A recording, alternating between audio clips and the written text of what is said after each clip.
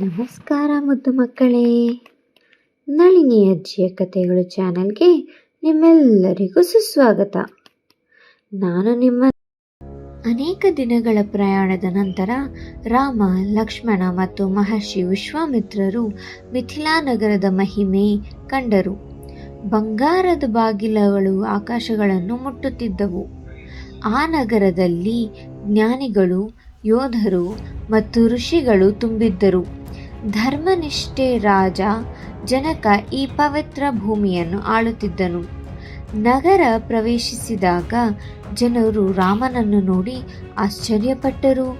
ಅವನ ದಿವ್ಯಕಾಂತಿ ಅವನನ್ನು ಸಾಮಾನ್ಯ ರಾಜಕುಮಾರರಿಂದ ವಿಭಿನ್ನನಾಗಿ ಮಾಡಿತು. ವಿಶ್ವಾಮಿತ್ರರು ಮೌನವಾಗಿ ನಗುತ್ತಿದ್ದರು. ರಾಮನ ವಿಧಿ ಅವನನ್ನು ಮಹತ್ವದ ಘಟನೆಯ ಕಡೆ ಕರೆದೊಯ್ಯುತ್ತಿದೆ ಎಂದು ಅವರಿಗೆ ತಿಳಿದಿತ್ತು.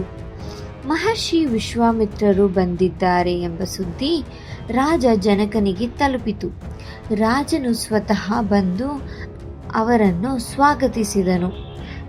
ಅವರು ಆ ಇಬ್ಬರು ಯುವ ಯೋಧರ ಬಗ್ಗೆ ಕೇಳಿದರು. ವಿಶ್ವಾಮಿತ್ರರು ಹೇಳಿದರು, ಇವರು ಅಯೋಧ್ಯೆಯ ರಾಜ ದಶರಥ ಪುತ್ರರಾದ ರಾಮ ಮತ್ತು ಲಕ್ಷ್ಮಣ. ಇವರು ನನ್ನ ಯಜ್ಞವನ್ನು ರಕ್ಷಿಸಿದ್ದಾರೆಂದು ಹೇಳಿದರು. ರಾಮನನ್ನು ನೋಡಿದ ಜನಕರಿಗೆ ಒಂದು ವಿಚಿತ್ರ ಶಾಂತಿ ಅನುಭವವಾಯಿತು. ವಿಧಿಯೇ ಮಿಥಿಲಾ ನಗರಕ್ಕೆ ಬಂದಿದೆ ಎಂದು ಅನಿಸಿತು. ನಂತರ ರಾಜ ಜನಕರು ಒಂದು ಮಹಾನ್ ಸವಾಲಿನ ಬಗ್ಗೆ ಹೇಳಿದರು. ನನ್ನ ಅರಮನೆಯಲ್ಲಿ ಶಿವನ ದಿವ್ಯ ಧನಸ್ಸಿದೆ. ಇದುವರೆಗೂ ಯಾರು ಅದನ್ನು ಎತ್ತಲು ಸಾಧ್ಯವಾಗಲಿಲ್ಲ. ಅದನ್ನು ಎತ್ತಿ ಹೊಡೆಯುವವನು ನನ್ನ ಮಗಳು ಸೀತೆಯನ್ನು ವಿವಾಹವಾಗುತ್ತಾನೆ ಎಂದು.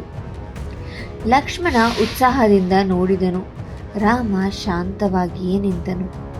ವಿಶ್ವಾಮಿತ್ರರು ರಾಮನ ಕಡೆ ನೋಡಿ ಹೇಳಿದರು, ಸಮಯ ಬರುತ್ತಿದೆ ರಾಮ, ನಿನ್ನ ವಿಧಿಯ ಸಮಯ. ರಾಮನ ಜೀವನ ಈಗ ಬದಲಾಗುತ್ತದೆ.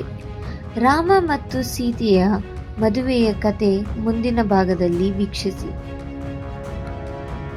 ಈ ಕತೆ ಇಷ್ಟ ಆಯ್ತಾ ಮಕ್ಕಳೇ? ನಾಳೆ ಸಿಗ್ತೀನಿ. ಬಾಯ್. ಮತ್ತಷ್ಟು ಕುತೂಹಲಕಾರಿ ಕತೆಗಳಿಗಾಗಿ ಲೈಕ್, ಶೇರ್, ಸಬ್ಸ್ಕ್ರೈಬ್ ಮಾಡಿ. ಹಾಗೆ ಗಂಟೆ ಹೊಡೆಯೋದನ್ನು ಮರಿಬೇಡಿ.